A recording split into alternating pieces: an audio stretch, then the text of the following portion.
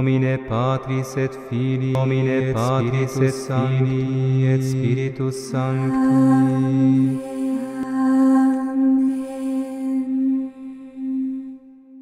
Cerero in Deum, Patrem omnipotente. Bien-aimés dans le Seigneur, Shalom. Le mariage, le mariage, le mariage.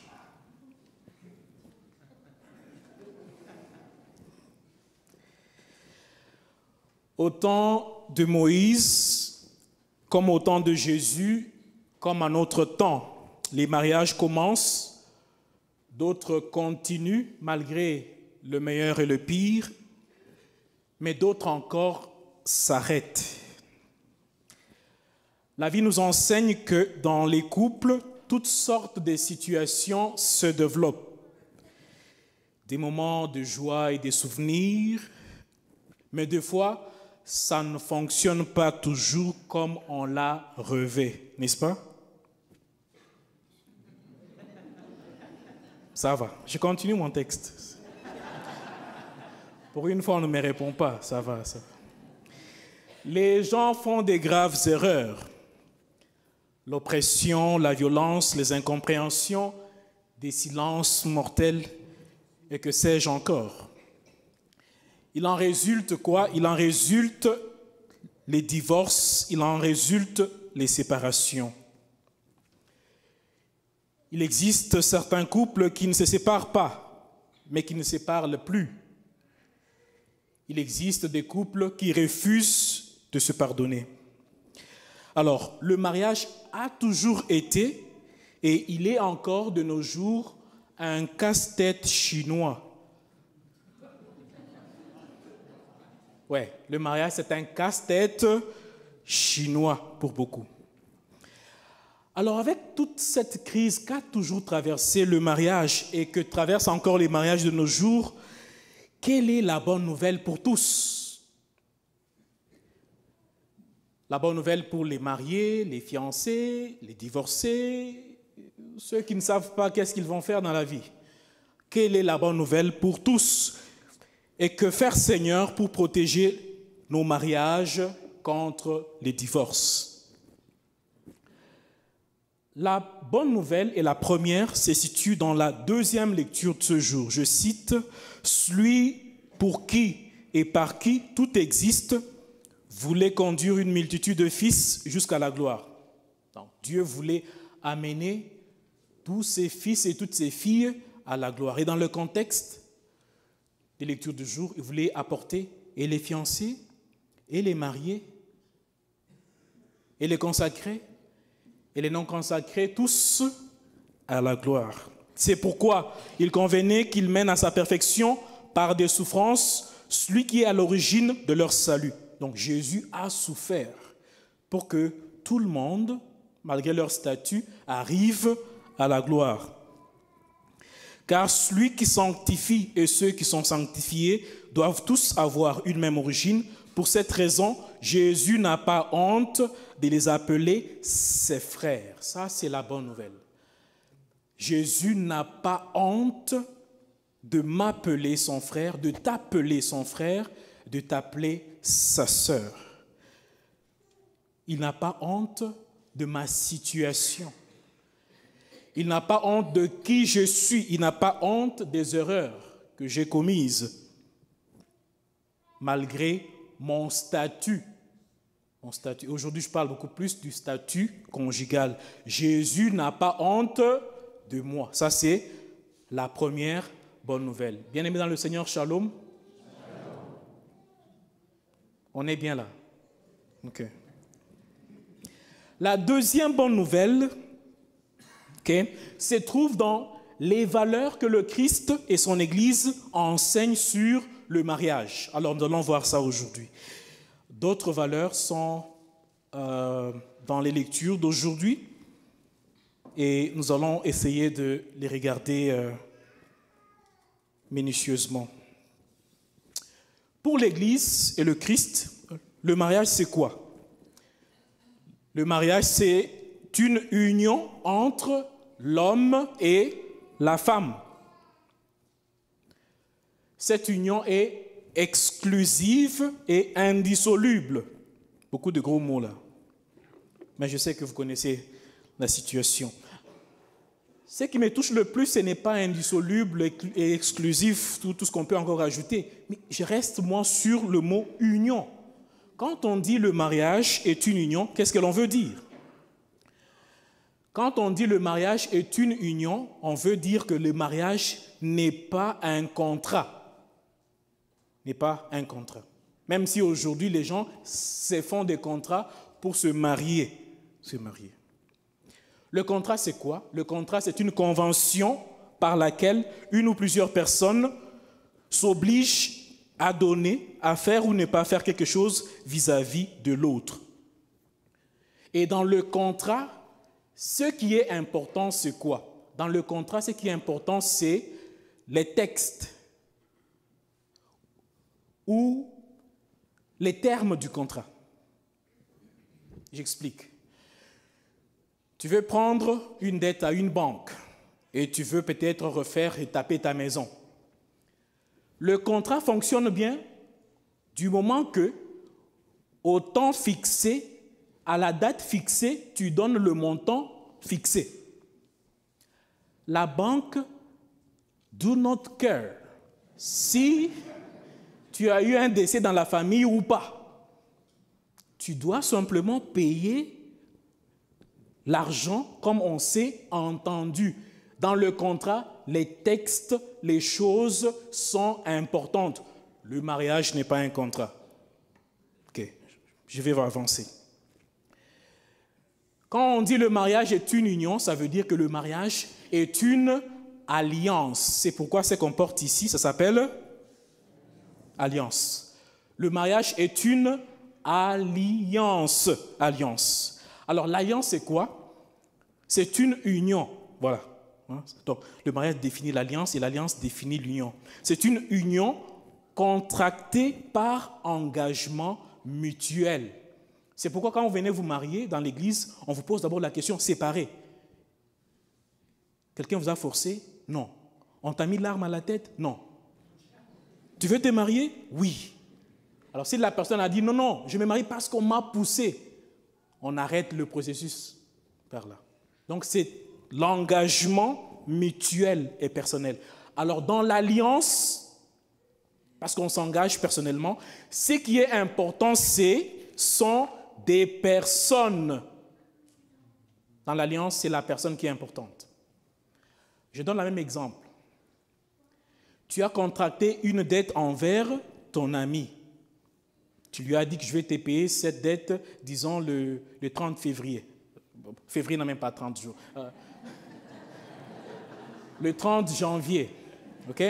Je vais donner la dette le 30 janvier. Le 29 janvier, ton papa décède. Qui est cet ami-là qui va aller demander la dette aux funérailles d'un papa? La banque peut, mais pas un ami. Pourquoi? Parce que ici, les relations sont importantes.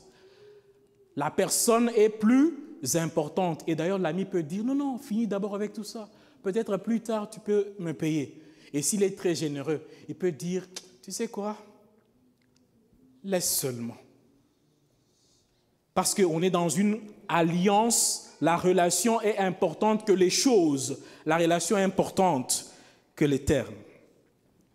Alors, pour que le mariage fonctionne, oui, il faut connaître qu'il est indissoluble, il est, je ne sais pas quoi d'autre, il est exclusif, n'est-ce pas?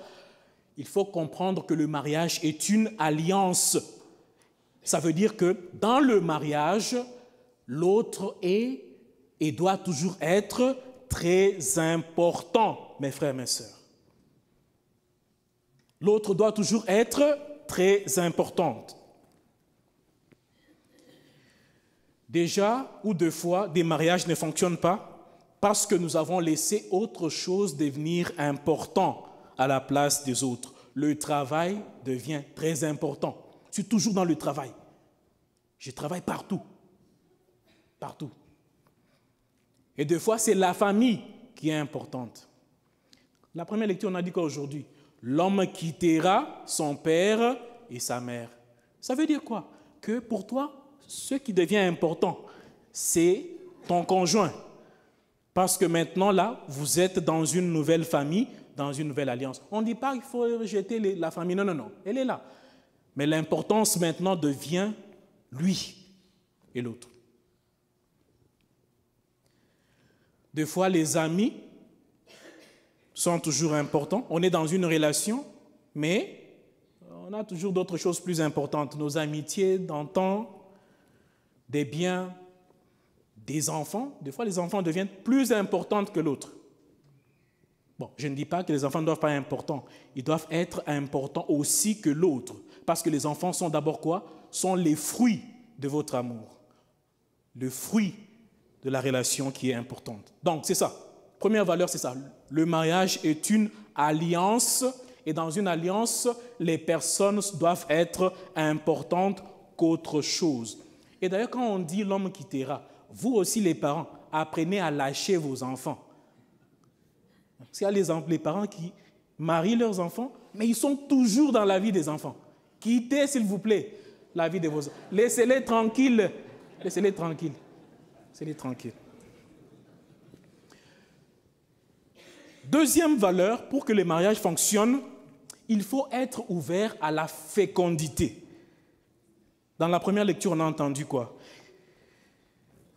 Ou dans le livre de la Genèse, Dieu dit à l'homme et à la femme, il dit, soyez féconds, multipliez-vous et emplissez la terre. Genèse 1, 28. Ce texte nous invite à quoi? Ce texte nous invite à laisser venir les enfants au monde. Ah oui. Ah oui. À laisser venir les enfants au monde. Et une place dans la Bible. Bon, pas dans le même texte. Jésus dit, laissez les enfants venir vers moi. Ne les empêchez pas. Ne les empêchez pas. Une société qui n'aime pas les enfants n'ira pas de l'avant. N'ira pas de l'avant. Et une société qui n'aime pas les enfants prépare sa propre disparition. Et d'ailleurs, il y a des gens qui, par leur métier, devraient être naturellement ouverts aux enfants. Ouverts aux enfants. Les métiers qu'on fait peuvent nous dire si on peut... Je prends l'exemple banal. Un enseignant, par exemple. Un enseignant doit être quelqu'un qui aime les enfants. Sinon, il enseigne les enfants de qui? Il enseigne les enfants de qui? De qui? Et puis des fois, nous, on a souffert en Afrique, mes amis. Trouver un professeur de mathématiques, il est très colérique. D'abord, la mathématique est difficile et il ajoute à ça la colère. Donc, il t'envoie vers midi, développe la formule. Tu vas devant, tu ne sais pas par où. Moi, je ne sais pas la mathématique. Donc, mathématiques, c'est aussi un casse-tête chinant pour moi. Alors, tu vas devant pour développer un exercice, tu n'arrives pas, on vient te frapper dur dans la tête. Pia! Tu penses que le professeur t'a frappé parce qu'il pense que tu dois réussir en mathématiques, mais le problème, c'est qu'il ne sait pas que les enfants sont tendres. Il faut les accompagner autrement. Et quand vous remarquez, trouvez que le professeur peut-être n'était pas ouvert aux enfants. Je ne dis pas que tous les professeurs sont comme cela, mais il y en a aussi qui ne peuvent pas sentir que cet enfant a été issu dans la douleur, 9 mois, et tu vas frapper mon enfant. Il faut être ouvert aux enfants. Mes amis, pour faire fonctionner notre société et notre Église, on ne va pas toujours compter sur l'immigration. Ah oui? On ne peut pas toujours compter sur... Entrez à répondre à haute voix, s'il vous plaît. Pour fonctionner notre économie, notre société, notre Église, on ne doit pas toujours compter sur l'immigration. Alors le Seigneur dit encore aux familles aujourd'hui, soyez féconds, multipliez-vous, emplissez la terre et soumettez-la. Alors deux fois parce que le Seigneur n'a pas toujours donné la grâce aux couples d'avoir les enfants. Si on ne peut pas les avoir, être fécond veut dire que je dois aussi dans ma génération laisser des traces qui sont les signes de la fécondité. Je peux me vouer à des causes qui montrent que j'ai été fécond. J'ai produit des choses derrière moi. Mes frères et mes sœurs en Christ, shalom.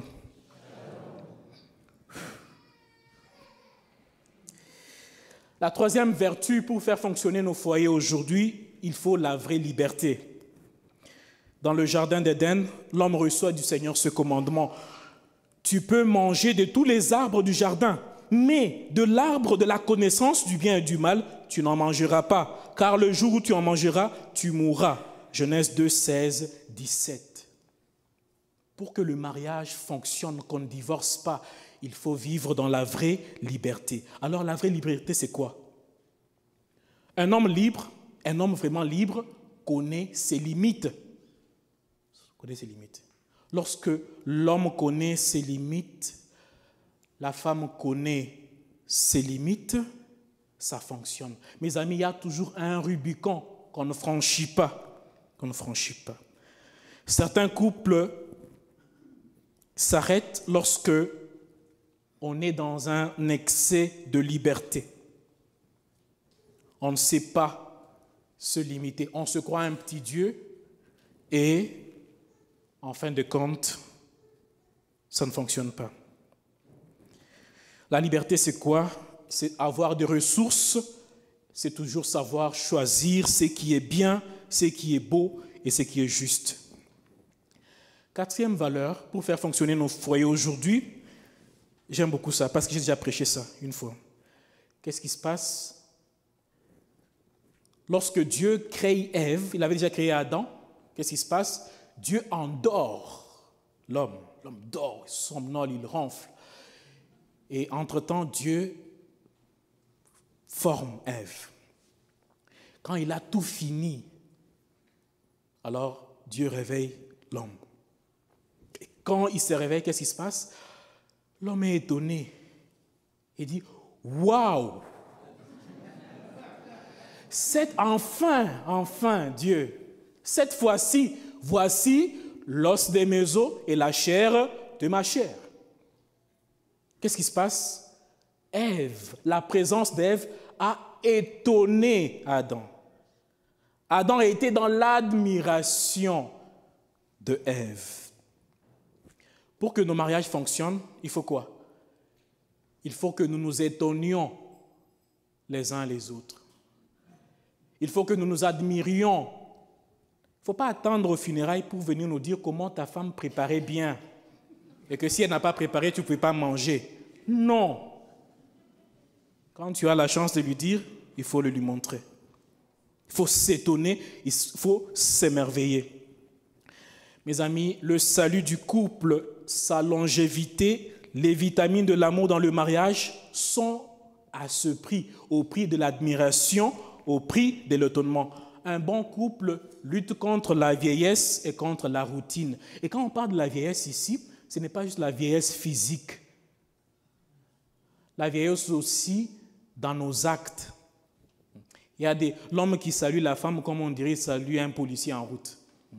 Personne vient de la maison, du travail, il est là, bonjour. C'est la vieillesse. Il faut vous lever de la chaise, accueillir la personne. Bonjour chérie, câlin. Ce sont des vitamines d'amour. Ta femme rentre du shopping, tu es toujours devant ton téléphone. Ça va, tu as eu ce que je t'ai dit? Lève-toi. Vieillesse.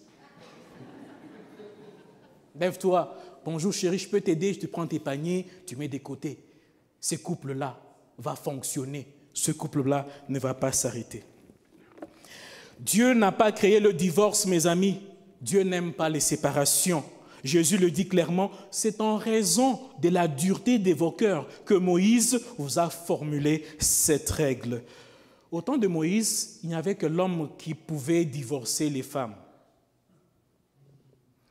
Et pour n'importe quel motif, tu te lèves le matin, tu trouves que l'ami mal les rouges à lèvres, je te divorce. Pour n'importe quel motif, on pouvait divorcer. Alors pour protéger le mariage, Moïse fait quoi? Moïse met une loi. Il dit, si tu veux divorcer, donne l'acte de divorce, de répudiation à ta femme. Okay. Ça semble être facile, n'est-ce pas? Imaginez-vous, vous demandez aux gens d'écrire autant à l'époque où les gens ne savaient ni lire ni écrire. Alors toi, tu veux divorcer, mais tu dois donner l'acte de divorce. Tu dois écrire au moins une lettre de divorce et remettre à la personne. Toi, tu ne sais pas ni lire ni écrire. Tu vas faire comment? Obligé de rester. Tu dois d'abord aller à l'école, apprendre à lire et écrire et rentrer maintenant pour divorcer. Moïse a fait ça pourquoi? Pour protéger le mariage du divorce.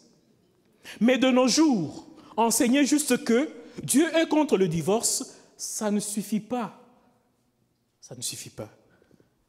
Pour protéger le mariage de nos jours, avoir des procédures très longues et pénibles ne suffit pas toujours. Pour protéger nos foyers aujourd'hui, il faut quoi? Il faut savoir tuer le divorce dans l'œuf. Ah oui, c'est ça. Il faut savoir tuer le divorce dans l'œuf. Et ça se fait comment? Chaque jour, en vivant des valeurs que je viens de citer et tant d'autres que vous connaissez vous-même. Tuer le divorce dans l'œuf, ça veut dire quoi? C'est une expression française. Quand on dit tuer dans l'œuf, ça veut dire tuer le mal à son début. Dès qu'il commence encore, on les tue. On les tue par là. Le divorce commence où et comment, mes amis? Il commence lorsque, dans le mariage, l'autre cesse d'être le centre de notre amour. Il cesse d'être plus important pour nous.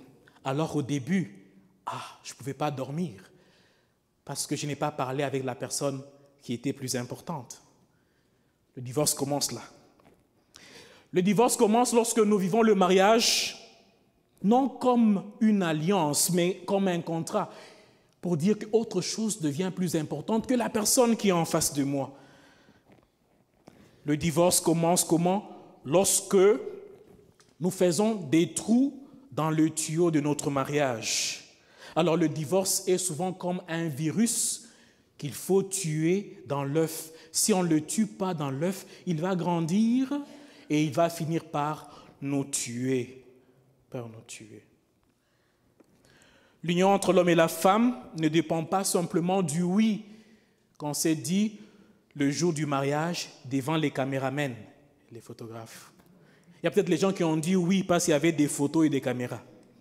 Non, ce oui-là doit être renouvelé, mais beaucoup plus. Doit être protégé. Il se renouvelle et il se protège par quoi? Par de petits actes qui ne coûtent rien, que l'on pose chaque jour vis-à-vis de l'autre. Et il se détruit aussi par des petits actes qu'on ne fait pas ou qu'on fait mal vis-à-vis de l'autre. Nous devons avoir des actes qui montrent que l'autre est toujours plus important pour moi. Alors, s'il est beau de voir le mariage, les photos du mariage, il est encore très beau de célébrer 30 ans, 40 ans, 50 ans d'anniversaire de mariage, mais ce n'est pas tout. Célébrer 50 ans, 40 ans d'un couple qui a toute une vie commune à son compte. Ah oui. Toute une vie commune à son compte. Donc, tu as combien d'années de mariage? Alors, tu as combien d'années de vie commune? Ça diminue. Il y a ceux qui ont 40 ans de mariage, 13 ans d'opacité, 4 ans de violence et puis juste une année de vie commune ensemble. Pour avoir une vie commune ensemble, il y a des choses qu'on doit faire, il y a des choses qu'on doit s'éviter de faire. Mes frères, mes sœurs, l'amour est comme le feu. Si on veut qu'il ne meure pas, il faut faire quoi? Entretenir, on met des bois. On protège le vent pour que le feu puisse fonctionner. Si on n'aime pas le divorce, il faut entretenir son mariage. Parce que des fois, même si on l'interdit, on le choisit.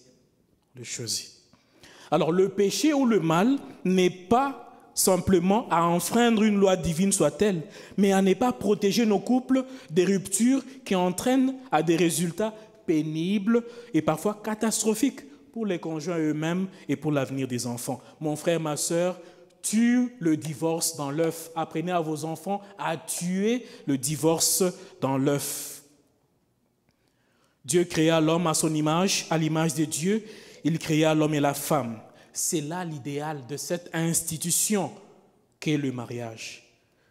Mais nous connaissons que Notre Dieu sera toujours et est toujours plein de tendresse et de miséricorde pour tous, que ce soit les mariés, les divorcés, les partenaires de famille brisés, car tout le monde est son frère, frère de Jésus, tout le monde est sœur de Jésus. Il aura toujours la tendresse et la pitié pour tous. Alors aujourd'hui, mes frères, mes sœurs, nous allons prier pour le mariage. Nous allons prier pour que les enfants, les fiancés, comprennent que le mariage n'est pas une blague, n'est pas un contrat, mais c'est une alliance. On doit s'y engager personnellement et mutuellement pour le meilleur et pour le pire. Nous allons également prier aussi pour les couples brisés, frappés par les divorces. Personne ne se marie avec projet de divorcer. Ce sont les vicissitudes de la vie qui amènent des couples à des décisions graves. Prions pour la consolation de personnes divorcées et ceux qui traversent des moments difficiles dans leur foyer. Amen.